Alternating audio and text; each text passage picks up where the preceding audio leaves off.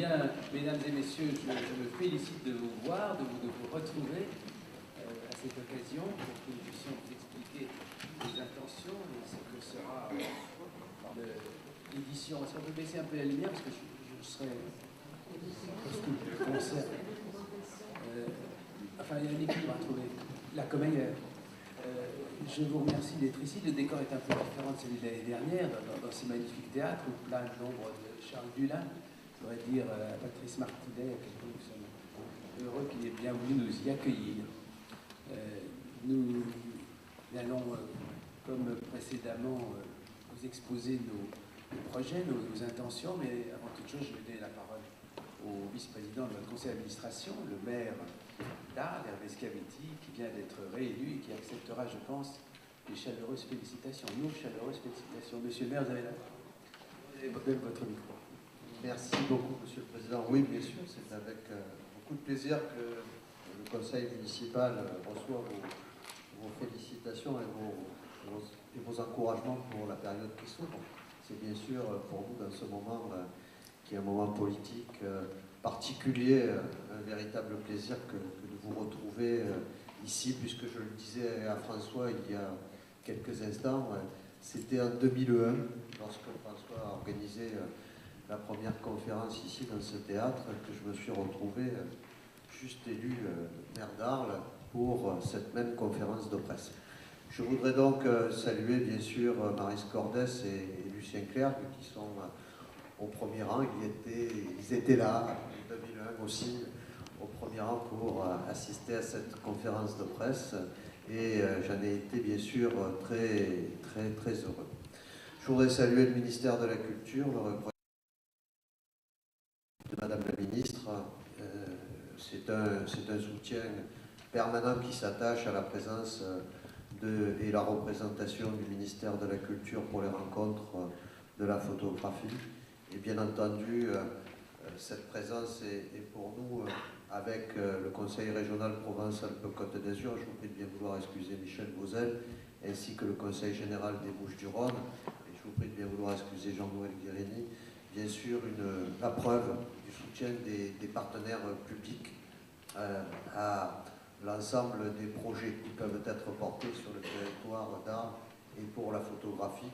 Et bien entendu, je pense à l'École nationale de la photographie, son nouveau siège, en face de la fondation Luma. Et bien entendu, après la création de la fondation Van Gogh, je salue Maya Hoffman qui est dans ce théâtre ce matin, qui est aussi un des mécènes des rencontres. Bien entendu, c'est une page qui se tourne avec le départ de François.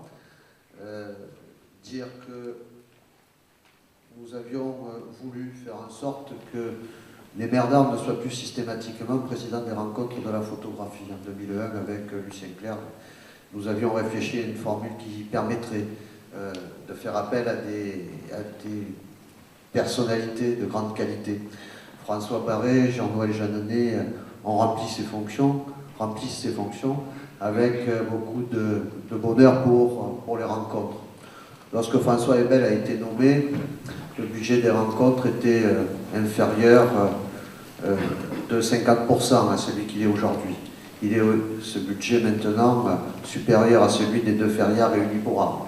C'est-à-dire que l'enjeu autour de la photographie est l'enfant qui a été posé par Lucien Clerc et tous les Arlésiens qui l'ont accompagné durant ces longues décennies a donné à connaître un formidable essor.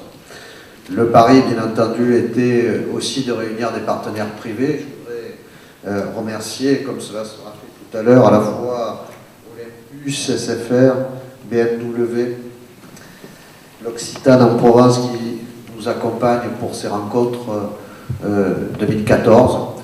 Je vous remercie toutes et tous si nous avons pu progresser à des moments qui n'étaient pas obligatoirement simples pour définir la place des rencontres d'Arles dans le monde de la photographie. Nous avons toujours eu le soutien indéfectible des collectivités territoriales, d'un certain nombre de partenaires privés. Je tiens à le souligner ici, ils sont présents encore ce matin, mais aussi, bien entendu, du ministère de la Culture. Je l'ai dit en préambule, pour l'École nationale supérieure de la photographie, qui est un des enfants des rencontres, encore sur la grille aujourd'hui, dans la rue de la Calade, il y a les 2 cycles qui sont fondus. Eh bien, on voit bien l'essor formidable. Et on le doit bien entendu toutes ces années à François Ebel. Merci donc de m'avoir invité à participer à cette conférence de presse. Et puis, bien entendu, je serai particulièrement heureux et attentif d'écouter François à nouveau nous parler de ces rencontres et de nous retrouver pour l'été 2014. Merci beaucoup.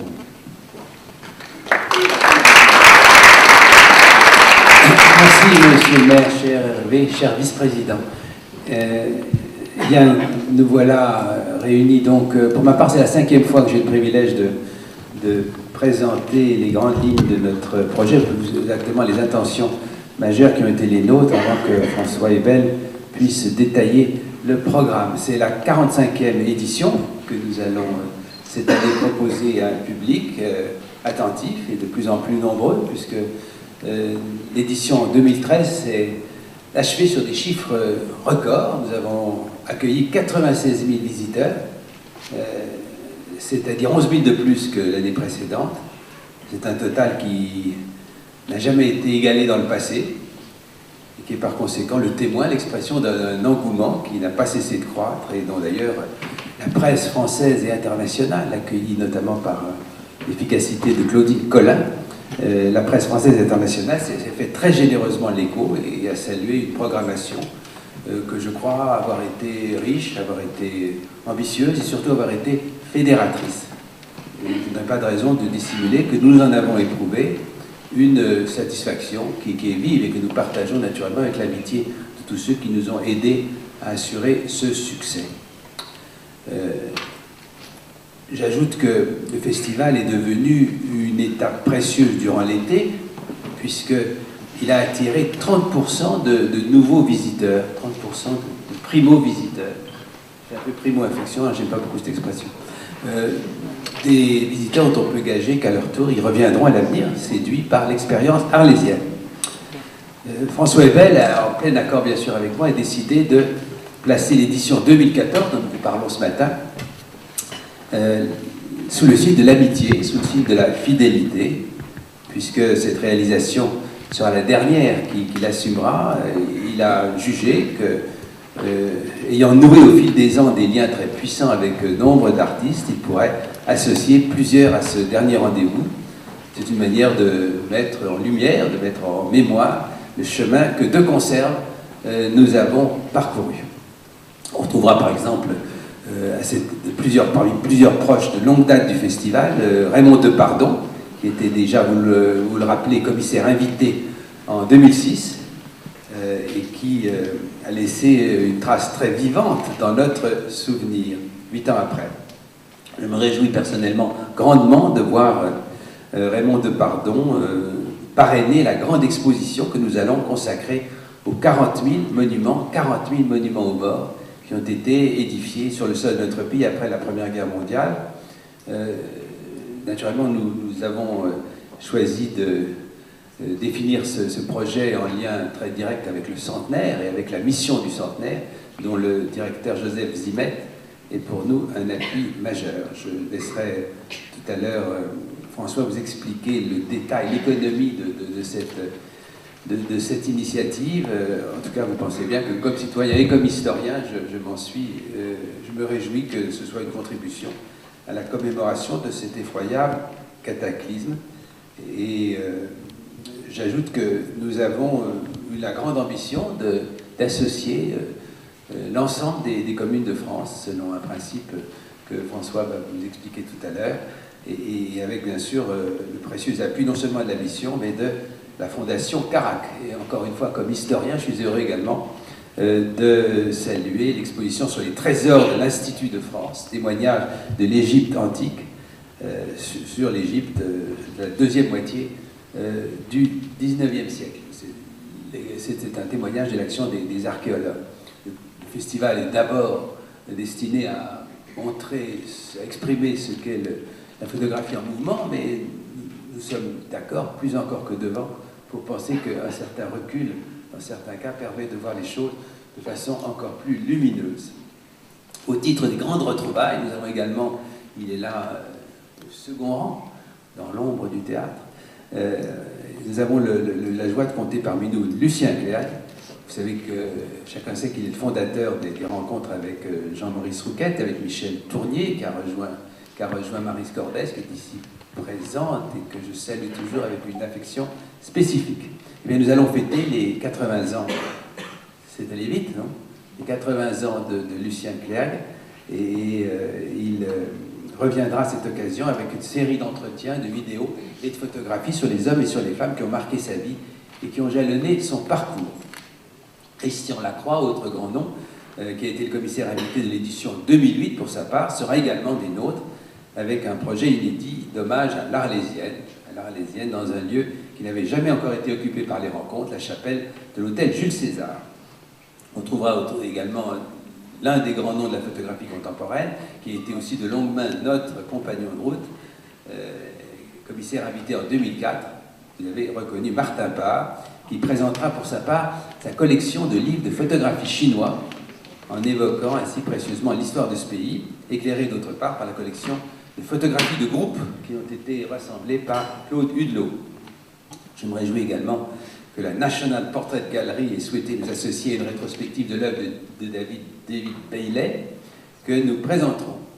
Et puis, à ce propos, continuellement, et plus encore cette année, peut-être, nous avons le goût de remercier, de saluer les collectionneurs pour la confiance qu'ils nous portent en réservant à Arles la primeur de certaines parties de leur richesse. Éric Kessels, enfin, comptera parmi les commissaires invités. Il nous offre pour sa part une sélection de points de vue contemporains en provenance des Pays-Bas, parmi bien d'autres expositions que je vais laisser, suivant notre rituel, que je vais laisser François Ebel présenter en détail, et vous en jugerez la force, je crois pouvoir le dire, sans présomption, mais avec objectivité, la force et la diversité. Nous avons évidemment l'intention, parce que nous sommes fidèles à notre volonté de favoriser l'accès aux pratiques photographiques et de contribuer à aiguiser les regards de nos concitoyens et des autres visiteurs sur l'image. Nous allons poursuivre la politique qui a vu naître depuis des années de très nombreuses initiatives à succès, lecture de portfolio, stages organisés du printemps jusqu'à l'automne, colloques thématiques, visites d'exposition avec les photographes et avec les commissaires, conférences et débats gratuits tous les jours de la semaine d'ouverture, intervention en milieu scolaire. L'année 2013, dans cette ligne, a été marquée par les 10 ans d'une manifestation qui nous est chère, qui pour ma part comme enseignant l'est particulièrement, qui est devenue un symbole de la politique pédagogique, je crois pouvoir dire inventive des rencontres, la rentrée en images, qui a un très très grand succès. Nous avons accueilli plus de 10 000 élèves en 2013, et d'ailleurs nous aurons pu en accueillir davantage, mais faute de place n'a pas été possible. Cette année, nous aurons le plaisir d'organiser en même temps un séminaire pédagogique qui va accueillir pendant 2 jours 300 enseignants et professionnels de la culture autour d'un thème spécifique, images, textes et récits, comment se racontent les histoires aujourd'hui. Je crois que ce sera stimulant. J'aime à rappeler à ce propos que la première édition des rencontres, en 2004, ne concernait qu'une seule académie, une centaine d'élèves, et cela permet, je crois, de mesurer le chemin parcouru. Le service pédagogique a, dans cette ligne, développé un outil que nous aimons bien, un outil pédagogique, le fameux jeu pose, photo, prose, que je pense la plupart d'entre vous ont déjà eu en main et que nous avons été contents de présenter cette année, qui a reçu des réactions chaleureuses dans de nombreux lycées, écoles, etc. Je n'oublie pas, bien sûr, un projet qui me tient à cœur, qui nous tient à cœur, c'est-à-dire la médiathèque numérique des rencontres d'Arles, qui est accessible sur notre site internet depuis 2013 avec le soutien du ministère de la Culture. Et l'INA, qui est également proche de nos cœurs, nous accompagne dans cette mission et je tiens à l'en remercier, puisque l'INA va numériser et indexer l'ensemble des archives sonores et audiovisuelles des rencontres. Notre vocation universelle, planétaire, appelait que nous utilisions toutes les ressources magnifiques des nouvelles technologies. Voilà, alors ces intentions, ces succès ne nous empêchent pas d'évoquer l'avenir.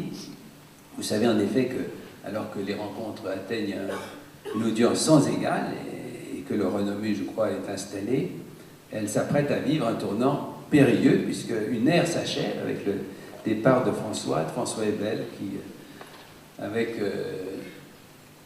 une imagination, un talent, une détermination, une capacité intellectuelle et artistique rare, en 12 ans de mandat, a non seulement sauvé le festival d'une mort annoncée quand il est arrivé, mais a décuplé son public. Je ne vous cacherai pas que notre tristesse est grande de voir partir une personnalité avec laquelle les équipes du festival ont cheminé dans tant d'années, dans une complicité, dans une confiance que pour ma part j'ai découvert il y a 5 ans et dont je n'ai pas cessé d'admirer la qualité.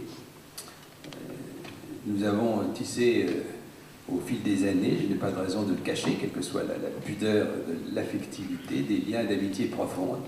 Et François sait que j'ai compris les motifs de sa décision en parfaite solidarité avec lui. J'ai le goût de lui souhaiter pour la suite de ses activités le meilleur possible et pour les nouveaux défis qu'il relèvera. Et je ne doute pas que, parce que François n'est vraiment pas un homme à se reposer longtemps sur ses lauriers, et quel beau laurier, je ne doute pas qu'il se lance promptement dans de nouvelles entreprises dont l'avenir nous permettra d'admirer, de saluer les fruits. À voir, j'en doute pas. En tout cas, naturellement, quels que soient nos regrets face à ce départ, il me revient de veiller, comme bien vous pensez, selon mon devoir, à assurer au mieux l'avenir des rencontres en préparant, en concertation avec les tutelles publiques, avec les membres du conseil d'administration, la désignation dont la responsabilité, selon nos statuts, me revient en dernier ressort du futur directeur ou de la future directrice. Et selon également nos statuts, je consulterai mercredi prochain le conseil d'administration après cette séance, le choix du responsable futur sera alors rendu public. Il ou elle aura affronté de nouveaux obstacles, inventé de nouvelles formules. Je pense qu'une aventure comme celle-ci est vouée à ne jamais se figer et qu'il s'agira de construire un avenir solide. La personnalité en cause, évidemment, aura marqué les contours et cela est bien, cela est naturel, tout en se confrontant bien sûr à la question qui est désormais plus aiguë, à cause d'événements que vous avez à coup sûr suivis, la question des futurs lieux d'exposition, et peut-être, on a le droit de rêver, à en finir avec une fragilité budgétaire de l'association, à moins qu'on pense que cette fragilité est en quelque sorte consubstantielle à la qualité d'une entreprise telle que celle-ci. Pour ma part, je ne m'y résigne pas. Enfin, bien sûr, ce n'est pas le moindre des vœux que je souhaite exprimer. Il s'agira de continuer d'insuffler aux rencontres l'énergie qui est nécessaire à leur rayonnement dans une ville, monsieur le maire, qui est en passe de prendre un nouveau visage en accueillant désormais la Fondation Van Gogh et la Fondation Luma. On me dit que je ne l'ai pas vu, mais que Maya Hoffman est dans la salle, au même rang que Lucien. Cher Maya, je vous salue, notre ami de toujours, fidèle mécène du festival, comme vous savez, accueillant la nouvelle École nationale de la photographie, que le gouvernement, que les pouvoirs publics soutiennent et qui va de la sorte pouvoir être développée, qui est portée vers des ambitions plus brillantes que jamais. Nous nous souvenons que nous avons précédemment eu l'occasion de lui offrir, avec l'édition antérieure, l'occasion de marquer plus encore que devant son ambition, la qualité de ses élèves et l'avenir de son rayonnement. Voilà, ces temps sont un peu chaotiques, mais nous les surmonterons au service de cette belle entreprise. J'ai le cœur, en tout cas dans cette conjoncture, d'exprimer nos remerciements vifs aux partenaires privés qui nous soutiennent depuis si longtemps. Je ne le dirai pas tous, François l'a encore complétera, mais évidemment, vous seriez étonné que je ne salue pas, que je ne remercie pas particulièrement chaleureusement SFR, qui a renouvelé son soutien pour un contrat triennal, l'Occitane en présence, dont j'ai aperçu tout à l'heure, j'ai rencontré tout à l'heure plusieurs représentantes, l'Occitane qui nous avait aidé déjà l'an dernier pour la première fois et qui est présente à nouveau cette année, Olympus, toujours fidèle, si précieusement fidèle, la Fondation Luma, qui nous appuie, je viens de le dire, depuis si longtemps. BMW, nous sommes fiers de présenter, comme on dit, le rendu de résidence au musée Nicéphore-Niepce, la banque Pictet, qui est une fois de plus à nos côtés, et puis tous ceux que je ne citerai pas nommément. Ce n'est pas une hiérarchie, mais que je vois que François Rey, ce que j'ai déjà salué, j'ai le droit de le faire 2 fois, bien, vous verrez.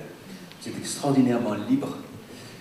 Il me revient enfin, bien sûr, de remercier les collectivités locales. Ah non, je veux aussi saluer Radio France, toujours présente. Vous n'avez pas prévu que je le fasse? Je pensais que c'était spontané. Oui, Radio France, dans la présence, est évidemment essentielle parmi tous les organes de presse qui nous suivent. Enfin, il me revient évidemment de remercier les collectivités locales, le conseil régional, le conseil général des Bouches-du-Rhône, monsieur le maire, monsieur le vice-président, la ville d'Arles, sans le soutien durable desquels le festival, bien sûr, ne pourrait pas survivre. Je voudrais, j'ai omis à propos des médias de citer Arte, parce qu'Arte vous est également extrêmement cher et son appui est de grande portée. Quoi qu'il en soit, c'est au premier rang des gratitudes que nous éprouvons que celle qui va vers la ministre de la Culture et de la Communication, Aurélie Filippetti. J'ai eu le plaisir de remercier directement, tout récemment, lors d'un voyage présidentiel au Mexique, Aurélie Filippetti, qui a bien voulu constamment se montrer attentive aux difficultés que nous venons d'affronter, que Romane Serfati veut bien ici représenter, la ministre qui, je crois, est consciente des nouveaux défis qui va revenir aux rencontres de surmonter, qui voudra, et qui saura, je n'en doute pas, qui saura les accompagner à la hauteur de leurs ambitions, les ambitions que je me suis efforcé de retracer dans l'actualité à partir de la longue durée et dans la perspective d'un avenir que je ne doute pas de voir être brillant. Je vous remercie de votre attention et je passe la parole à François Hay.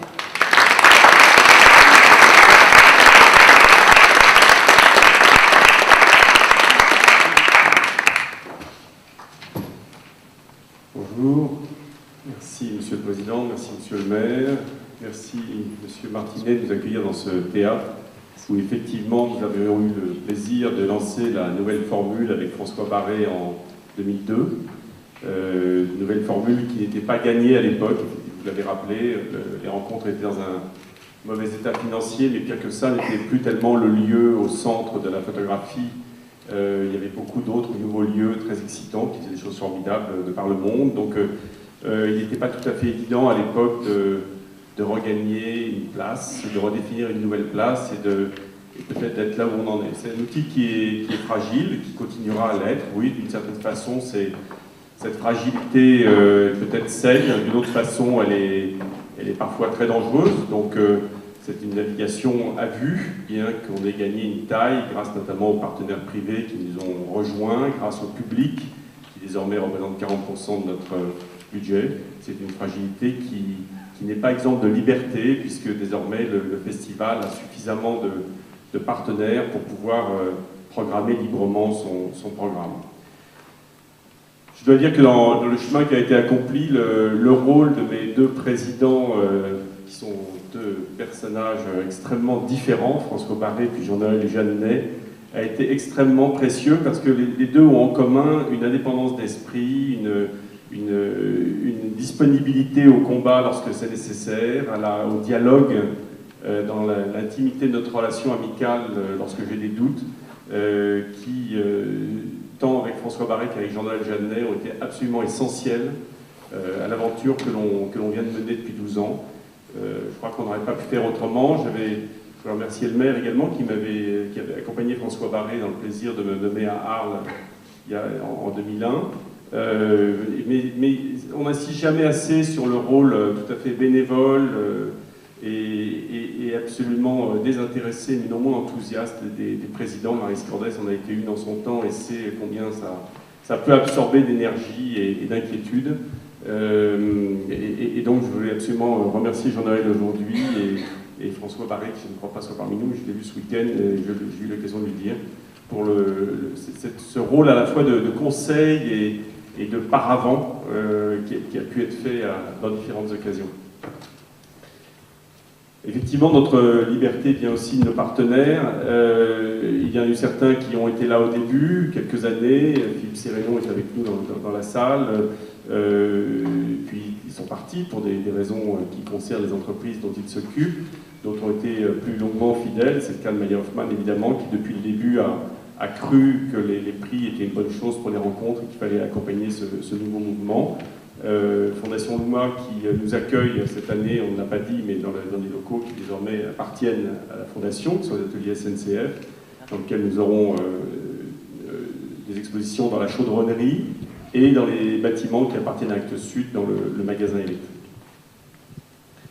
Il y a d'autres partenaires qu'il est important de citer, que je ne vous ai pas oubliés, j'en ai oublié certainement, mais je crois qu'il y en a qui nous aident à produire un programme, il y en a qui nous aident à faire venir le public. Garay Connexion, de ce point de vue-là, a fait un travail, Garay Connexion, qui est l'antenne de la SNCF qui gère les lieux d'échange, a fait un travail auprès de nous extrêmement précieux, puisque vous ne les voyez pas toutes, parce que vous n'allez pas à Marseille, à Lyon, à Nîmes, à Avignon TGV, à Arles et à Paris, nécessairement, mais nous sommes présents dans toutes ces gares depuis plusieurs années, et c'est assez spectaculaire, et en tous les cas, c'est un piqûre de rappel pour ceux qui partent vers le sud, qu'il faut absolument faire un crochet vers notre cité. Une intervention. Je voudrais citer également, on a beaucoup parlé de toutes nos missions éducatives que nous nous sommes inventées depuis une dizaine d'années. On vient d'être rejoint également par le groupe Total pour les projets pédagogiques, ce qui va nous permettre de développer au-delà du jeu pause photo prose une version pour les 6-12 ans et également un développement numérique du jeu, ce qui sera accompagné également par une formation d'un certain nombre d'éducateurs en France. Donc le groupe Total a fait un énorme effort à côté de nos partenaires traditionnels, le CNCNDP, le ministère de l'Éducation nationale, pour porter ce jeu qui permet avant tout la lecture de l'image, puisque désormais tout le monde la pratique, qui va pouvoir se développer sur tout le territoire français. Je voudrais parler également de Métrobus, puisque là encore, vous n'êtes pas nécessairement à Paris l'été, mais il y a un relais d'information qui se passe dans tout le métro l'été, et qui, en général, on dit que vous aurez les affiches pour une semaine, et puis on les voit généralement tout le mois d'août et un peu du mois de juillet, qui permet aux uns et aux autres de se dire, voilà, qu'est-ce qu'on fait à Paris, partons à Arles, c'est absolument urgent. D'autres partenaires qui nous accompagnent depuis longtemps et de façon peut-être plus légère mais fidèle, je pense à l'EICA, à HSBC France, à Air France, qui fait un effort important auprès de nous, au Cercle des mécènes des rencontres d'Arles, et puis bien sûr à la FNAC, qui est sans doute le plus ancien partenaire qui accompagne actuellement le prix du livre. Au-delà des partenaires, il y a évidemment il y a évidemment les partenaires publics, vous en avez cité l'essentiel. Je voudrais quand même rendre hommage au Centre des Monuments Nationaux qui chaque année nous accueille à Montmajour et très généreusement, notre président Bellaval est juste ici.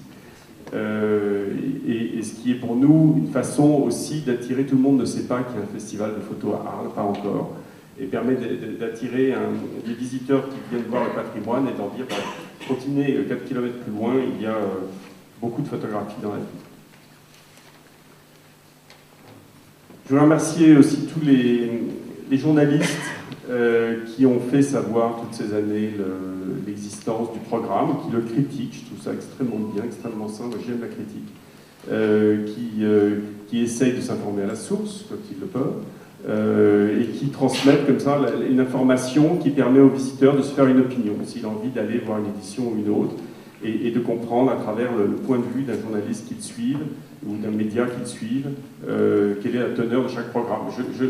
Je pense que c'est très important de le souligner, d'autant que, je vais dire quelque chose d'un peu trivial, mais nous n'avons jamais consacré un seul budget au voyage des journalistes. Ils viennent à Arles de leur propre chef, et je dois dire que je suis très ému de voir qu'il y a autant de papiers dans le monde, international, et que les gens viennent spontanément pour voir ce que Arles propose chaque année. On ne le dit pas, c'est très touchant. Voilà. Alors après, évidemment, chacun a son opinion, je la respecte, on ne peut plus. Évidemment, je voudrais remercier les artistes et les commissaires. J'ai énormément appris depuis 30 ans auprès des artistes. Ils me nourrissent mon imaginaire, ils me permettent de changer de point de vue à travers le monde, de regarder le monde à travers d'autres regards, d'autres expériences, d'autres cultures. Je crois qu'on a ça en commun avec Lucien Clergue depuis toujours, d'aimer que les artistes nous posent autrement notre regard. Et je crois que dans le domaine de la photographie, c'est évidemment presque littéral, mais de voyager, de rencontrer les artistes, c'est une façon de connaître les sociétés extrêmement passionnante. Et je veux dire que j'ai une chance extraordinaire de faire ce métier, je continuerai bien évidemment sans doute à le faire. Les commissaires d'exposition, vous savez que dans la nouvelle formule, on avait souhaité élargir chaque année à de nouveaux commissaires d'exposition, certains d'ailleurs qui se sont révélés commissaires d'exposition, c'était le cas de Martine Parr. Et donc je crois que ce qui a peut-être fait le succès des dernières années d'Arles, c'est avant tout cette sorte de variété de points de vue, de ce plateau très varié qu'on a proposé chaque année pour le programme d'exposition et de soirée au Théâtre Antique. Et puis, bien évidemment, je voudrais remercier l'équipe des rencontres, l'équipe merveilleuse des rencontres qu'on a construit pas à pas avec beaucoup de fidèles. Certains ensuite sont partis vers d'autres institutions, mais restent fidèles par amitié au groupe. Ils sont toujours là. C'est une équipe qui assume chaque année un peu toutes mes folies, mais de leur dire ouais, on essaye une nouvelle activité, on va essayer quelque chose de plus compliqué, on va accepter les contraintes que le maire nous donne d'un bâtiment de bureau à la place des ateliers, et on va transformer tout ça, on va en faire une fête. Et je dois dire que cette équipe est absolument touchante, dévouée. C'est souvent les premiers critiques d'un programme, c'est les premiers qui font évoluer le programme, qui au sein du bureau d'Arles, du bureau de Paris, disent attention, il y a ça qui ne va pas, ça on ne le comprend pas. Et je veux dire que c'est des gens qui sont souvent des professionnels, des techniciens avec différents métiers, mais ils sont avant tout des visiteurs des rencontres et des visiteurs très très attentifs. On est dans un théâtre aussi parce que je pense qu'on est plus proche d'une troupe, si vous voulez, parce qu'il y a chaque année un rendez-vous, une montée en puissance, où on passe de 15 à 360 feuilles de paille l'année dernière, avec toutes sortes de métiers dans cette troupe, que ce soit les constructeurs, les peintres, les accrocheurs, tous les logisticiens. C'est un travail absolument énorme, plus 200 chômeurs longue durée qui nous rejoignent et qui sont le premier contact avec les visiteurs tout l'été, que l'on forme pendant 4 mois, et qui reçoivent à l'issue des 7 mois qu'ils passent avec nous un diplôme pour essayer de retrouver un travail plus facilement après. C'est un travail qu'on fait avec l'État, avec la Chambre de commerce d'Arles. À la fin, on a 360 personnes qui travaillent directement pour les rencontres. C'est une vraie troupe. Et puis cette troupe, comme toutes les troupes, lorsqu'on plie le chapiteau, eh bien, elle s'en va, elle s'égaye, elle part vers d'autres aventures, et puis on se retrouve chaque année. Et c'est pour ça qu'il y a quelque chose de très théâtral dans cette aventure. Je voudrais citer dans cette troupe, ils sont trop nombreux, je ne peux pas citer tout le monde, mais je voudrais néanmoins citer Olivier Echeverry, qui fait avec moi depuis très longtemps un travail extraordinaire pour transformer des lieux qui ne sont pas adaptés en des lieux d'une sorte d'opéra de la photographie. Il le fait avec des moyens extrêmement réduit, avec juste l'essentiel, son coup de trait, son dessin, et puis une qualité humaine auprès des équipes de construction qui fait qu'il arrive à obtenir des miracles des uns et des autres. Et là encore, Olivier Echeverry, l'âme de la famille plane un peu dans ce théâtre quand on pense à Jouvet. Olivier a su s'adapter et a su accepter les contraintes foraines que nous avons. Je voudrais citer également Aurélie de Lanlay qui gère cette administration très complexe, très variée, très vaste, avec beaucoup, comme je viens de vous le dire, de statuts différents, de gens qui sont intermittents jusqu'à d'autres qui sont chômeurs, et qui est secondée dans ce travail par quelqu'un d'absolument formidable qui s'appelle Agnès Bénichou, qui elle aussi a grandi dans les rencontres et aujourd'hui est quelqu'un de très très précieux. Vous la voyez peu, vous la voyez au protocole l'été, mais qui auprès de l'équipe fait un travail également remarquable. Voilà, ils sont très nombreux, je vais vexer tous les autres en ne les citant pas. Je voudrais juste dire qu'on a eu la chance de pouvoir s'appuyer sur un directeur technique qui chaque année me demande de lui faire un programme plus compliqué. C'est Nicolas Champion, voilà, qui, pour vous donner une idée, organise également Nuit Blanche et d'autres événements complexes, et qui chaque année arrive à faire que le festival ouvre à l'heure et dans l'état qui était souhaité, généralement très différent de l'année précédente.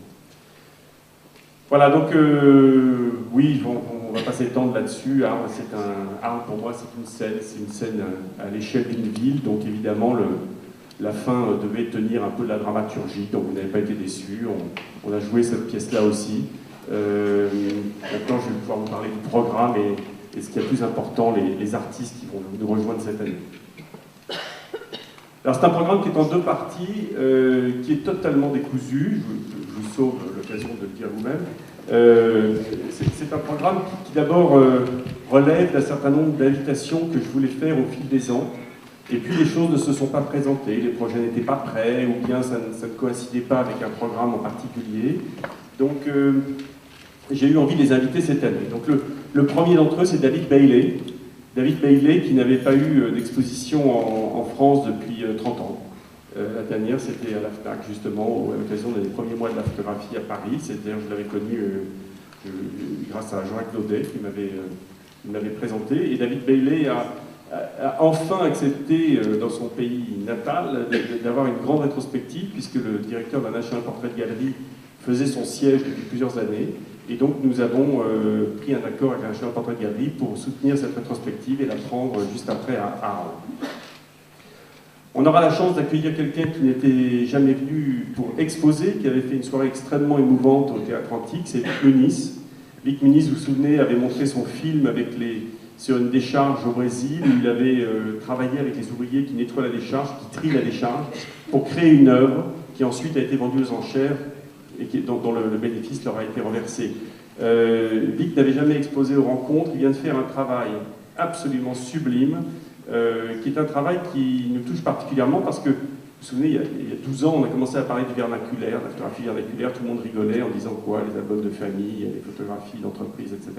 Aujourd'hui, le terme vernaculaire est passé en langage courant, beaucoup d'artistes s'en emparent, et bien Vic Muniz lui-même ne fait plus des taches de chocolat et des détritus, mais il utilise des photographies, des cartes postales, qu'il déchire pour reconstituer des photographies de famille et d'autres cartes postales. C'est un travail absolument sublime qui sera montré pour la première fois à Arles cet été.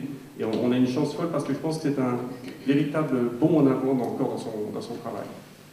Patrick Zwirk fait partie aussi des photographes. Chaque année, je revoyais son travail en me disant est-ce que ça colle dans le programme, oui, non. Et je tenais à ce que Patrick Zwirk soit là, notamment avec une exposition assez importante à Montmajour sur l'ensemble de son travail de portrait. Il aura également, dans une chapelle à Saint-Jean-de-Moustier, un travail plus personnel. C'est-à-dire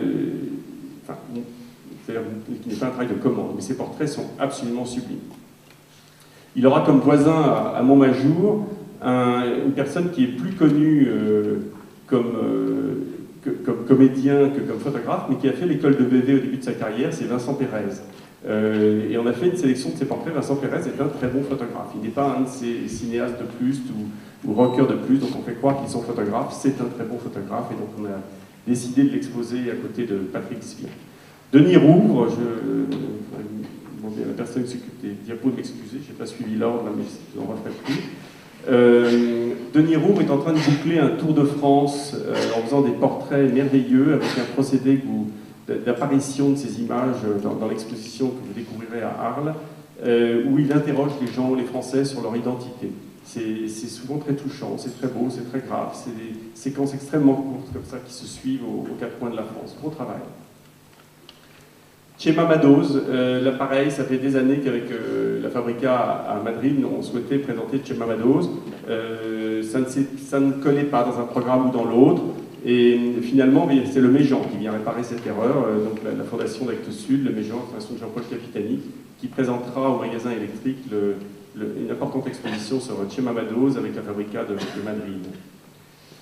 Vous avez parlé, Monsieur le Président, tout à l'heure de la résidence BMW avec 2 artistes qui se sont donnés comme nom de scène, Masaccio et Drobilal, qui ont été les lauréats de la résidence cet hiver à Nicéphore-Niepce, à Chalon-sur-Saône. Leur travail est tellement réjouissant, tellement frais, tellement neuf que j'ai eu envie d'aller au-delà de la résidence. Donc on va montrer le fruit de la résidence et le travail qu'ils ont fait avant. Et vous allez voir, c'est assez décapant. Bon, de tous les uns, très jeunes. On va présenter plusieurs collections cette année, notamment une partie de la collection d'Arthur Walter. Arthur Walter, qui est un collectionneur depuis désormais une petite vingtaine d'années, qui vit à New York et qui a monté une collection extrêmement multiforme, qui a créé une fondation en Allemagne, à New Ulm, pour abriter et présenter cette collection de façon extrêmement populaire et généreuse. Et Arthur nous confiera une partie de sa collection qui joue sur les photographes qui travaillent en série. Ça commence avec Muybridge, il a sur les origines de la photo, des choses extraordinaires, avec Muybridge, Sander, Blossfeld. Il a les 64 portraits d'Avedon, des hommes politiques américains. Et puis, sa curiosité est allée de façon très sincère, puisqu'il a voyagé pour rencontrer les artistes, vers la Chine et l'Afrique. Donc c'est une très grosse exposition, absolument superbe, qui joue sur les typologies, la série comme ça, qui occupera tout l'espace Van Gogh. Il y a une autre collection que vous n'avez pas pu voir, sauf si vous êtes allé à Toronto il y a 8 ans. Elle a montré un tout début de cette collection, et qui maintenant est une collection très abondante, très fantasque. C'est la collection de Dale Kaplan, qui est une américaine, et qui a collectionné toutes sortes d'objets qu'elle a trouvés aux États-Unis notamment, qui sont des supports de photographie. Ça va depuis des éventails au moment de la ségrégation, pour montrer les photos de Malcolm X, de Martin Luther King, en passant par des meubles entiers sur lesquels sont insérés, sont incrustés des photographies. C'est une collection très étonnante, qui est d'un genre populaire, américain essentiellement, qu'on ne connaît pas ici. Elle a 2000 pièces, on ne va évidemment pas tout montrer, mais on aura si vous voulez, c'est au-delà des plateaux auxquels Martin Parr nous a habitués, et des mugs, dans des choses extrêmement plus sophistiquées encore. Je crois qu'on avait encore peu vu ici. Les collections s'appellent Pop Photographica. Grâce à Lucien, on est allé faire un tour du côté de l'Institut de France, qui regorge de collections photographiques très étonnantes. Et on a demandé à Anne Lacoste, qui avait fait une étude sur ce fonds avant de rejoindre le musée de l'Élysée à Lausanne, de travailler sur ces trésors photographiques, et notamment sur une section qui est absolument passionnante et émouvante, que sont les grandes campagnes archéologiques en Égypte au XIXe siècle. Donc il y aura au musée d'archéologie, au MUDA, une grosse section qui proviendra de photographie, qui provient de l'Institut de France. Pardon. Dans un genre très différent, et ça on vient de la rencontrer, donc on est en train de mettre au point la forme de l'exposition. Anouk Durand a monté une sorte de roman photo sur l'histoire de 2 photographes albanais à l'époque du communisme qui avaient accès à des nouvelles pellicules couleurs, et ces pellicules couleurs étaient réservées à la propagande. Donc elle a monté toute une histoire pour raconter l'approche de la photographie de ces 2 photographes à ce moment précis de l'histoire. Safia Belménoir, qui est une collaboratrice des rencontres, puisque c'est elle qui, avec Julie Hérault, qui en produit l'autre moitié, c'est Safia Belménoir qui produit la moitié des expositions qui sont présentées chaque année à Arles, avait fait une étude extrêmement passionnante qu'on va présenter cette année sur l'image de la femme à travers la carte postale coloniale. C'est évidemment tout à fait sordide et violent, mais Safia a pris du recul pour nous raconter cette période où la photographie n'était pas nécessairement utilisée pour dans la meilleure intention. Les prix découvertes, donc, que nous avons lancés avec cette nouvelle formule en 2002, qui donc ont été le moment de notre retrouvaille avec Maya Hoffman, qui nous a soutenus sur ces prix et avec grande fidélité depuis. Les prix découvertes, j'ai eu là encore envie d'inviter des personnalités très importantes du monde de la photographie internationale qu'on n'avait pas encore invitées, donc je voulais le faire avant de partir. Il y aura bien évidemment Quentin Bajac, qui dirige la photographie au Musée d'Art moderne, Alexis Fabry, qui conseille nombre de collectionneurs sur la photographie latino-américaine, Bon Chang-Koo, qui est coréen et qui a créé un festival de photographie passionnant à Séoul, où vous savez que la photographie est en plein boom, Wim Melis, qui est le directeur artistique du festival Noorderlicht, dans le nord des Pays-Bas, qui a encore fait chaque année un programme thématique extrêmement passionnant, et Azu Nwagbogu, qui a créé le festival de Lagos au Nigeria, qui donc là encore nous donnera un point de vue différent. Donc, il y aura 10 expositions proposées par ces 5 nominateurs. Je ne vous rappelle pas le principe du prix, vous le connaissez. Chaque année, au moment du speed dating, des portfolio review, quelqu'un est désigné comme le dossier le plus intéressant de l'année. Cette année, l'année dernière, c'était Cyril Jabek, donc on a pris l'habitude maintenant d'exposer, de donner une vitrine au lauréat l'année précédente. Il y aura le prix du livre, bien évidemment, qui sera à la chaudronnerie. Voilà à peu près, si vous voulez, pour ce qui est de la partie du programme qui s'appelle Inédit. Alors pourquoi parade? Parade, c'est la deuxième partie du programme. Parade, il y a plusieurs définitions dans le dictionnaire, donc je vous laisse chercher les autres. Celle qui nous a intéressés et celle qu'on a envie de nommer, c'est c'est la fin du spectacle, c'est le moment où tous les artistes se retrouvent, défilent ensemble avec leurs costumes habituels, leurs tics habituels, et juste avant qu'on cligne le chapiteau, viennent saluer leur public adoré. Donc, d'où l'affiche de Michel Bouvet, où vous pouvez voir une certaine abondance et une certaine confusion qui rappelle un certain nombre de souvenirs des années qui viennent de se passer. Donc cette parade, comme le président a commencé à esquisser tout à l'heure, va faire revenir certains, malheureusement pas tous, il en manque, de ceux qui ont permis ces années de développement des rencontres. Lucien Clerc, bien évidemment, le fondateur, dont on voulait souhaiter les 80 ans, mais dont on voulait surtout qu'il soit avec nous, à vrai dire, et avec qui j'ai monté une exposition, avec grand plaisir d'ailleurs, en rééditant sa carrière, mais également en l'interviewant pendant 6 heures. On est en train de faire le montage, c'est difficile de réduire tant Lucien a de choses à raconter, mais en l'interviewant sur les hommes et les femmes qui ont fait les rencontres de Lucien. Parce que Lucien, c'est avant tout quelqu'un qui est allé vers les autres, quelqu'un qui a voulu sortir d'Arles, comme à une autre époque Christian Lacroix, pour aller à la rencontre du monde, aller rencontrer des artistes et se nourrir d'eux pour lui-même évoluer dans sa carrière. Donc j'avais envie que Lucien nous raconte ça. Donc vous verrez, il y a un dispositif tout à fait particulier qu'on a dessiné avec Olivier Echeverry, où pendant toute la durée d'exposition, Lucien nous accueille et nous raconte cette aventure absolument incroyable qui passe par la photographie, qui passe aussi par la musique avec Manitas de Plata, par le violon, qui passe par la création des rencontres, qui passe par énormément d'aventures qui font que Arles aujourd'hui est Arles que nous connaissons, et je crois que Arles doit beaucoup à Lucien. Je pense que vous pouvez l'applaudir.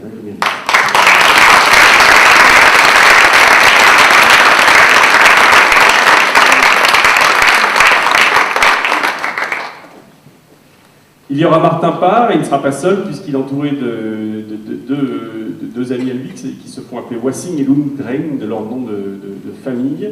Et Martin Parr, on l'attendait l'année dernière, en fait, qui est arrivé cette année, c'est presque une bonne nouvelle, puisque ça fait 7 ans qu'il collectionne des livres de photographie chinois, avant le communisme, sous le communisme et depuis l'ouverture. Et il prépare chez Aperture pour l'an prochain le livre des livres chinois. C'est une collection absolument fabuleuse dont on aura la primeur, la première sortie. Raymond Depardon va à la fois présenter les monuments aux morts qu'il a pu photographier lorsqu'il a fait son énorme projet sur la France pendant 5 ans, mais également il a écrit un protocole qui nous permet d'utiliser, c'est quelque chose qu'on n'aurait pas pu faire il y a 10 ans, qui nous permet de lancer un appel à tous les maires de France. 36 000 communes en France, pratiquement toutes ont un monument aux morts. Il y a également des monuments aux morts dans un certain nombre d'institutions, dans les gares, dans des grosses entreprises nationales. Il y a 40 000, d'après la mission du centenaire avec qui nous travaillons sur ce projet, il y a 40 000 monuments en France. Il y avait une université à Lille qui rêvait de les rassembler. Évidemment, il n'y avait pas les moyens médiatiques que nous pouvons mettre à leur disposition. Et donc, on a décidé de lancer un appel, et vous pouvez y participer, fort du fait que maintenant tout le monde est photographe, avec un appareil photo dans son téléphone. Simplement, tout le monde n'est pas photographe de la même façon, parfois un peu inhibé. Donc, on a demandé à Raymond Depardon d'écrire un protocole. Donc, avec le protocole dans une main et le smartphone dans l'autre, ou le Leica, selon le cas, ou l'Olympus d'ailleurs, on a demandé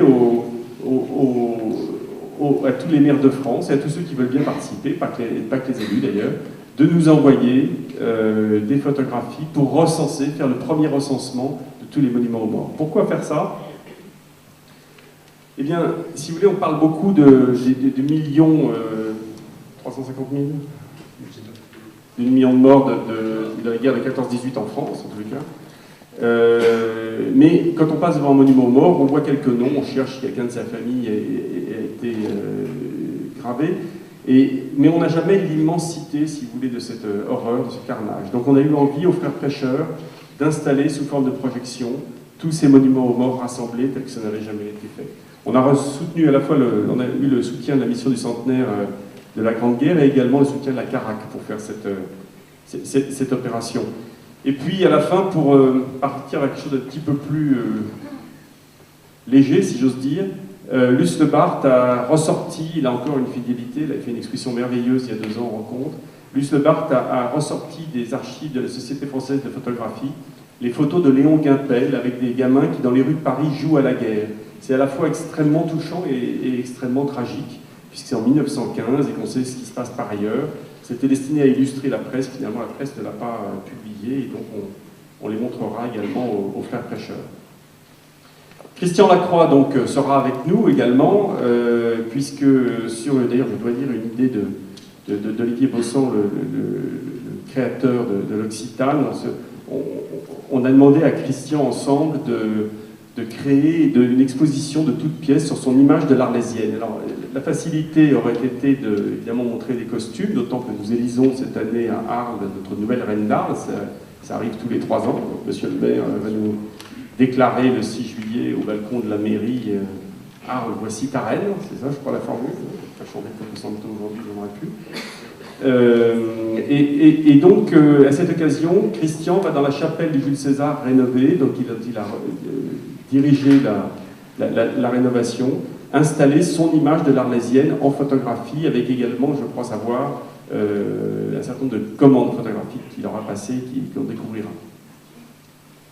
Johan von Couberta, je tenais à ce que Johan soit là. Johan von Couberta va nous proposer une collection de photographies que l'on ne connaissait pas, qui est la collection Trepart. C'est un industriel espagnol qui adorait la photographie et qui a commandé à des très grands photographes de faire des reportages sur l'activité de cette industrie. Et il se trouve que ces photographies dormaient et Johan est arrivé à la demande d'ailleurs de l'entreprise comme commissaire d'exposition et va nous présenter ce trésor incroyable avec des très grands photographes qui ont travaillé pour le milieu de l'industrie. Donc ça, c'est une réelle découverte et je vous laisse comprendre la suite une fois sur place au musée d'archéologie. C'est une création également, évidemment. Eric Kessels, donc Eric Kessels ne pouvait pas ne pas être avec nous, il a tellement marqué ces années. Je suis allé le voir en lui demandant s'il voulait être commissaire d'un groupe d'exposition sur le documentaire hollandais. Les Pays-Bas ont en ce moment une vraie spécificité sur le genre documentaire et j'ai trouvé intéressant qu'on en parle. Et Eric Kessels, évidemment, m'a surpris en me disant « mais il y a mieux à faire, c'est le documentaire intime ». Et il a donc sélectionné 9 expositions de gens qui documentent leur quotidien avec le plus petit commun dénominateur. Ça passe par celui qui photographie de sa fenêtre les voitures qui se garent en bas avec la façon dont l'arbre se reflète de façon différente selon les marques, en passant par celui qui fait des boutures de géranium et photographie toutes les boutures pour voir la généalogie de son géranium, et puis par cette photographe qui vient de se séparer de son amoureux et qui se photographie dès qu'elle est en pleurs et émue. Voilà. Donc on est dans le plus petit élément de la société, mais pour dire que la photographie peut aller encore dans des territoires inconnus, et ça sera évidemment, comme toujours avec Eric, très surprenant, très drôle, et en tous les cas avec des vrais photographes. William Hunt, qui avait présenté, c'était une des toutes premières collections que nous avions présentées, cette collection qui s'appelait No Eyes, qui était très étonnante parce qu'elle traversait l'histoire de la photographie avec que des personnes dont le regard était absent, à une nouvelle collection qui est très étonnante, de foules américaines. C'est une collection sur des photos de groupe. Il y a une spécificité en Chine et aux États-Unis, c'est de se photographier en groupe au sein d'une industrie, d'une école, de toutes sortes d'occasions où les gens travaillent ensemble. Et donc on aura 2 collections. Celle de William Hunt, où les Américains font surtout dans le nombre, c'est toujours étonnant, et puis même les photographies elles-mêmes sont des panoramiques gigantesques. Et puis la collection de Claude Hudelot, qui montre l'autre versant, les Chinois, où là, on voit que tout règne, l'ordre règne, il n'y a pas une oreille de travers, les mains sont en place, et on tâche de faire des figures en utilisant les corps comme des graphiques. Et donc ces 2 collections sont très passionnantes, très étonnantes, et finalement complémentaires. Donc les 2 seront à Arles cet été. C'est un gros programme finalement, on a démarré tard, c'est un gros programme. Il y aura une exposition, nous faisions d'habitude d'une seule projection, mais là on avait envie de fêter les 5 ans du prix Pictet, qui est un des prix les plus remarquables dans la photographie, en présentant les 5 lauréats, c'est-à-dire les 4 qui ont déjà été choisis les années passées, Nadav Kander, Benoît Aquin, Luc Delahaye et Mitch Epstein, qui tous vont montrer des travaux nouveaux, et le lauréat qui sera annoncé au mois de mai, et qui donc sera présent à Arles également sous forme d'une exposition. Je voudrais... Excusez-moi, je termine les expositions, on va revenir aux soirées après. L'École nationale de la photographie, comme d'habitude, présentera 3 étudiants qui terminent leurs études cette année. Il y aura également une exposition avec le Centre national des arts plastiques. Il y aura 3 expositions organisées par le NSP. Nous recevrons évidemment la galerie SFR Jeunes Talents, encore une façon d'aider des gens peu connus ou pas connus à émerger. Et désormais, il y a un palmarès de la galerie SFR qui est importante. On a fait le choix il y a quelques jours, et d'ailleurs ce ne sont que des femmes photographes par hasard qui ont été nominées, comme quoi la population des photographes a largement évolué les dernières années.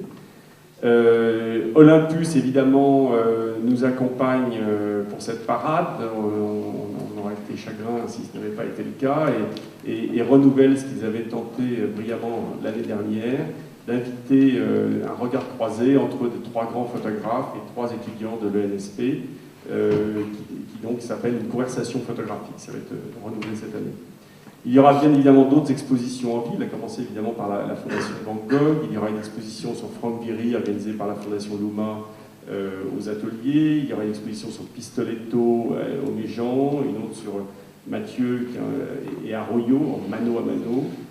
Le musée Réatu présentera un complément de l'exposition que nous faisons avec Lucien, puisqu'il y aura une autre exposition de Lucien au musée Réatu, et puis certainement d'autres expositions. Voilà, vous avez à peu près le programme des expositions. Je voudrais dire un mot sur les soirées.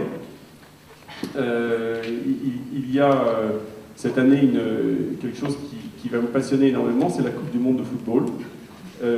Qui d'habitude, c'est pas la première fois que nous avons la Coupe du Monde de football et les finales pendant les rencontres, mais ils avaient la gentillesse d'habitude de nous téléphoner et ils faisaient les retransmissions à 20h. Cette année, comme ça se passe au Brésil, ça se passe à 22h, c'est-à-dire pile l'heure du théâtre antique. Donc on va devoir jongler un petit peu. On est accueilli entre autres par le Théâtre d'Arles pour l'une des soirées, et je tiens à le nommer puisque je ne pouvais pas faire cette parade sans Christian Cojol. Donc Christian Cojol va nous présenter une soirée qu'il a produite à la Friche de la Belle de Mai avec les photos d'Ackermann qui seront présentées donc, au théâtre municipal à la place d'une soirée, une matinée et une soirée. Jean-Noël Jeannet fera une grande soirée au Théâtre Antique, donnera une grande soirée au Théâtre Antique à partir des archives du journal Excelsior, dont il a fait un livre spectaculairement illustré, et on ne pourra pas montrer toutes les photos tant il y en a dans le livre, mais en revanche vous aurez le récit de cette histoire dramatique de la Grande Guerre, illustrée avec des photos exceptionnelles, puisque c'était vraiment le début de l'essor du reportage, tant à l'arrière d'ailleurs qu'au front, parfois même plus à l'arrière qu'au front. Il y aura une soirée également autour de Vic Muniz, qui cette fois-ci va nous raconter l'évolution de son œuvre photographique. Et puis d'autres surprises, je ne vais pas vous dire tout le détail maintenant, mais nous espérons terminer... il faut que je vous dise que la nuit de l'année, préparée par Aurélien Valette et Claudine Maugendre, avec toutes les agences et les magazines qui produisent de la photographie de reportage, aura cette année les honneurs du boulevard des Lys. Nous serons donc au centre d'Arles, après avoir fait le tour de tous les quartiers. Et le dernier soir, le samedi soir après le Théâtre Antique, j'espère que le maire nous répondra positivement. On n'a pas encore reçu la réponse de la mairie, mais avec tous les cafetiers de la place du Forum, les restaurateurs et les hôteliers, nous sommes d'accord qu'il faut absolument faire un grand bal le samedi soir. Donc on voudrait terminer, toute la troupe se réunisse avec les spectateurs et tous ensemble et avec vous, place du Forum, pour clore cette période. Alors attendez, je me perds dans mes feuilles parce que je les ai plus suivies, évidemment. Dans cette parade, il n'était pas possible d'inviter tout le monde. Évidemment, on a fait beaucoup de choses avec des gens qu'on aime beaucoup, qui sont souvenus à Arles, Clément Chéroux, Gazi Blova, je pense à Bénédicte Alliot, Bérénice Angrémy, Nan Golding, qui avait fait ce programme formidable et dont l'histoire est très tricotée avec celle des rencontres, Marmouche Krishna, tant d'autres qui nous ont aidés. On va refaire l'histoire des 13 catalogues, et puis l'idée c'était vraiment de proposer que des projets nouveaux, mais bien évidemment ils auraient eu toute leur place également dans ce programme. Je vais vous dire un mot sur les lieux d'exposition.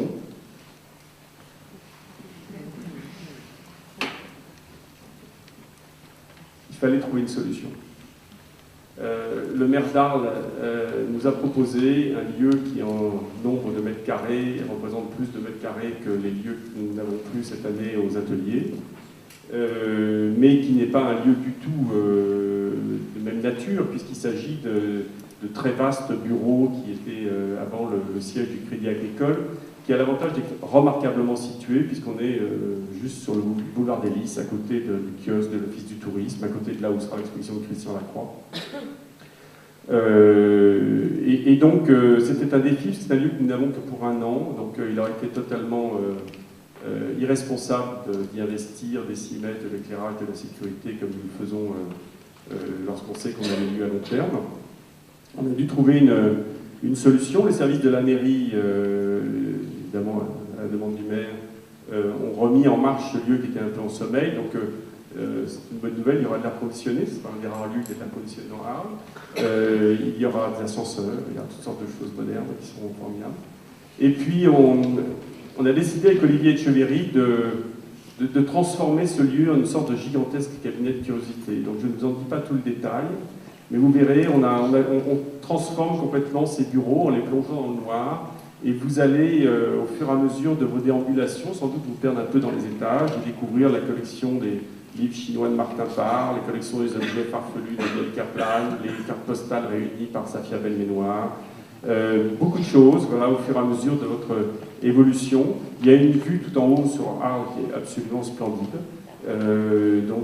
Voilà, c'est un lieu qu'on a voulu comme une sorte de gigantesque cabinet de curiosité où on se promènera une fois cette année, puisque c'est destiné à redevenir des bureaux, parce que c'est sa destination finale. Et puis on cherchait un nom pour ce lieu, puisque évidemment on voulait le nommer comme les rencontres, donc on s'est dit qu'on avait Sainte-Anne, Saint-Blaise, Saint-Jean-de-Moussy, etc. Donc on s'est dit on va peut-être l'appeler Saint-Office, mais on n'était pas sûr que ça corresponde exactement à ce qu'on voulait faire. Donc comme ça se trouve juste à côté du boulevard des Lys, on l'a appelé le bureau des Lys. Ce qui correspond pas mal à un cabinet de curiosité. Voilà. Donc ça fera partie intégrante de la proposition de cette année, ce sera la promenade dans le bureau des Lys. Il y aura un colloque qui va traiter, qui organise Françoise Decquier, comme chaque année bien évidemment, qui va traiter de cet engouement pour la photographie absolument incroyable que l'on connaît depuis 15-20 ans. Et donc on amènera un certain nombre de spécialistes qui vont à la fois évidemment analyser, mais il ne faut pas toujours regarder que le passé, analyser les raisons de cet engouement et essayer de se projeter dans l'avenir pour savoir ce qu'il va devenir et ce qu'on peut en faire. Et je pense que ça sera aussi tout à fait nécessaire pour le futur de rencontre de réfléchir à cette relation du public et de l'artiste.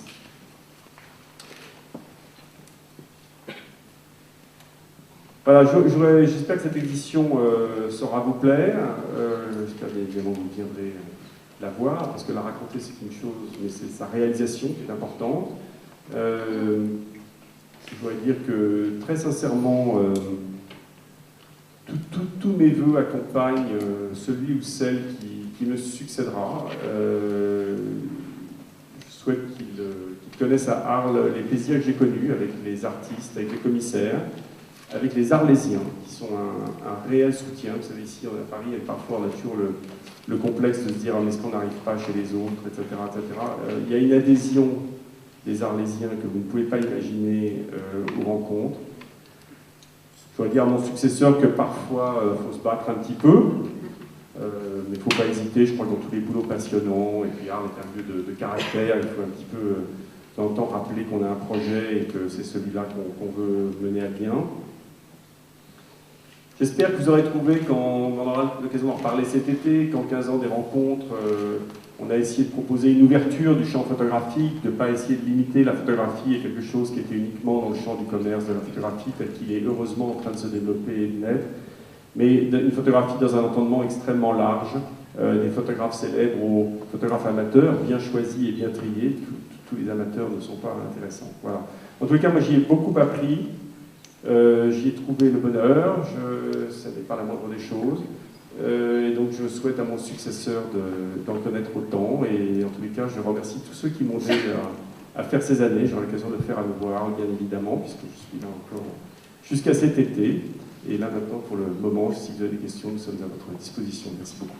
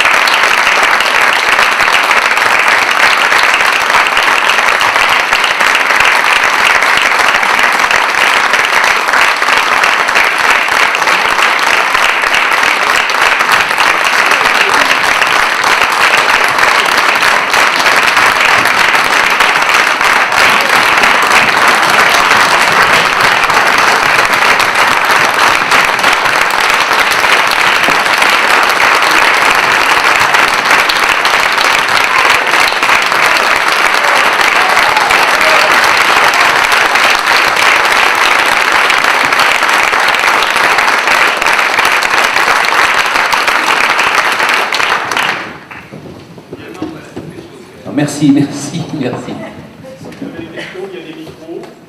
L'usage, c'est de lever la main. Vous parliez. On éclaire un peu la salle, messieurs les machinistes. La régie.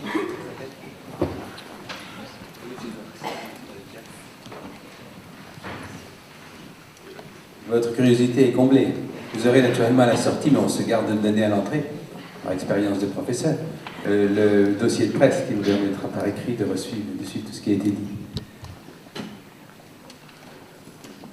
Et comme vous pouviez vous y attendre, mais ce n'est pas ça qui vous a attiré, il y aura dans le foyer un verre pour poursuivre dans des conversations particulières l'expression de nos satisfactions, peut-être de notre gratitude, en tout cas de notre amitié. Pas de questions? Merci vraiment d'être venu. Ah. Vous avez réduit de combien? Du coup, 50 expos et stages, ça veut dire... Donnez un micro parce que je veux dire que quel que soit le but de notre... Oui, on n'entend pas. Bonjour, Natacha Wolinski, Quotidien de l'Art. 50 expos et stages, ça a une réduction d'environ combien d'expos par rapport aux années précédentes? Je n'ai pas bacheté. Est-ce que à l'étage, vous pouvez me dire la réponse? C'est pareil. C'est le même nombre d'expos et de stages? Les stages, oui, et l'exposition, quelque chose près, oui, c'est le même nombre. On est à peu près dans le même... C'est toujours un peu difficile parce que parfois les expositions collectives, comment est-ce qu'on les compte? Est-ce que c'est 5 artistes dans une exposition? Mais grosso modo, on est à peu près dans le même périmètre, si vous voulez, de l'exposition. On a réussi à maintenir cette année le même périmètre d'exposition que les années précédentes.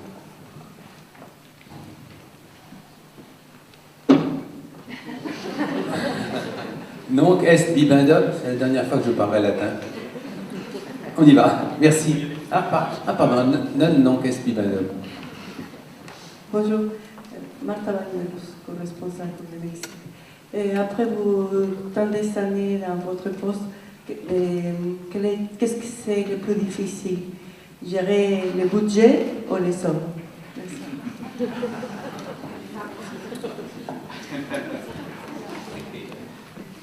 C'est pas encore un testament, mais c'est une expérience de vie. François est belle. C'est pas ça le plus difficile. Je cherche ce qui est le plus difficile parce que j'ai du mal à me souvenir des choses négatives, donc j'aime bien me souvenir que des positifs.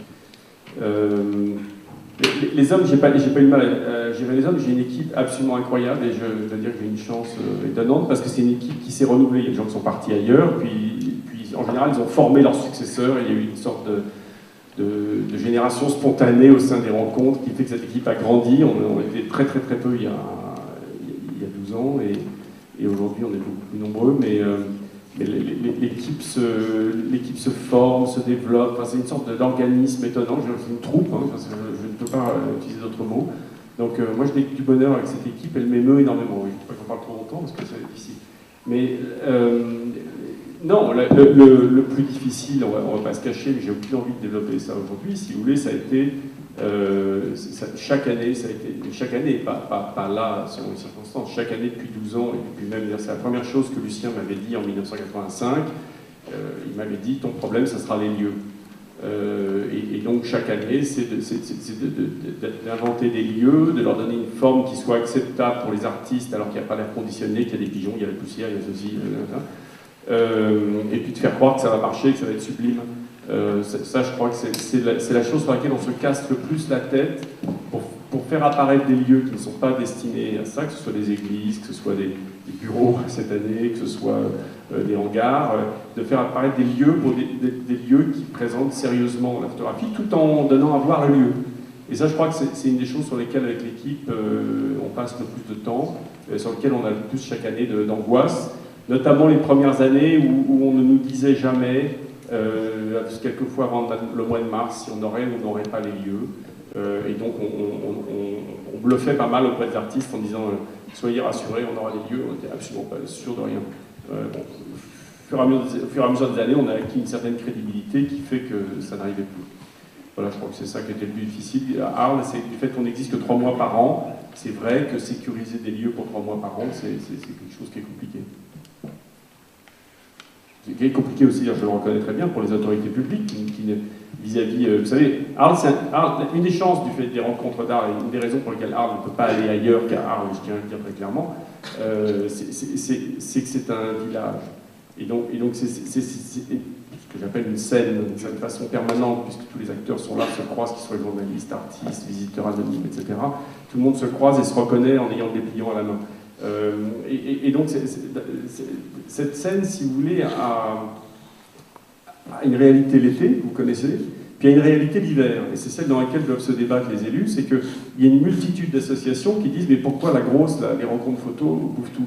On est très cloche-merde, donc voilà, c'est souvent là-dessus qu'on doit se bagarrer, sur la permanence des lieux, améliorer sans cesse les lieux, dans une ville qui en plus est patrimoine de l'UNESCO, ce qui ne simplifie rien, parce que lorsqu'on veut poser le moindre parquet, ça crée beaucoup d'émoi.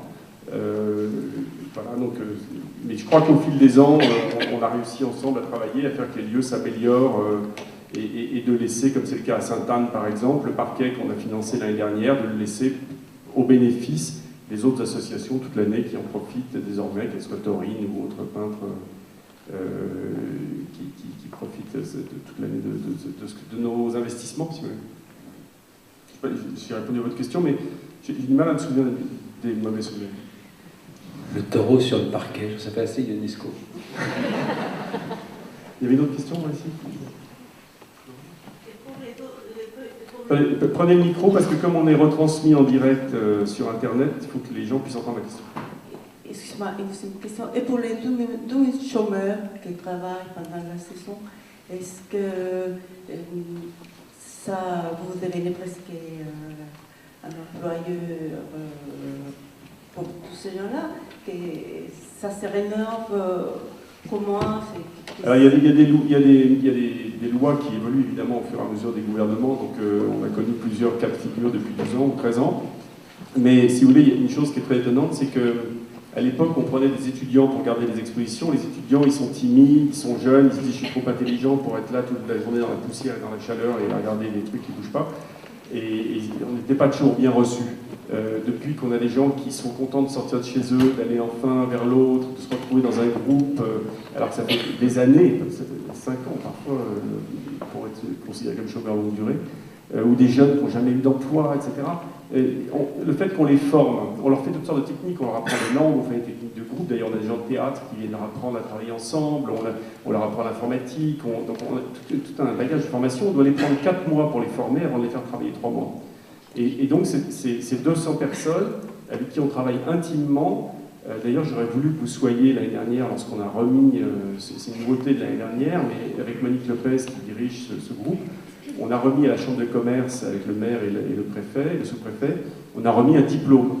Un diplôme qui dit, voilà, la formation que vous avez eue à Arles et le travail que vous y avez fait est qualifiant. C'est-à-dire que vous pouvez maintenant aller vous prévaloir. Et il y a des gens qui, dès la remise de ce diplôme, sont venus me voir en me disant « Monsieur Ebel, on a trouvé du travail ici, accueil à la gare de Nîmes, ou de travail dans une boutique, ou machin. » Et il y avait une émotion dans ce groupe de gens qui sont dans un pétrin noir, absolument incroyable lorsqu'ils se sont séparés, alors qu'ils n'ont rien à voir avec la photo, ils n'ont pas nécessairement un intérêt tous pour des activités culturelles, des gens d'horizons extrêmement différents, d'accidents de vie extrêmement différents. Et ils ont vraiment... tout d'un coup, on rencontre, repris une dynamique qui leur donne envie de retrouver du boulot. Et ça, c'est très très touchant. C'est lié aussi au nombre de lieux que nous avons, c'est-à-dire qu'on a 200 gardiens d'expo parce qu'on est ouvert 10h à 19h, 7 jours par semaine, ça fait qu'avec les jours de repos, de vacances, de machin, etc., etc. Et la quantité de lieux que nous avons, ce qui permet de créer ce parcours un peu magique dans Arles, on a besoin de 208 gardiens d'expo, je crois. C'est un sacré groupe. Hein, mais, je vous dis, c'est un groupe qui est extrêmement sympathique, positif. Évidemment, de temps en temps, on règle des petits conflits, comme dans tous les groupes, mais beaucoup moins qu'ailleurs. C'est une des raisons pour lesquelles, d'ailleurs, nous avons été salués par le président de la République lorsqu'il a bien voulu venir nous voir. J'avais écrit Hollande, mais il n'a pas pu lire. C'est bizarre. Lorsqu'il est venu, c'était parce que j'ai griffonné. Et nous avons été sensibles, naturellement, à cela.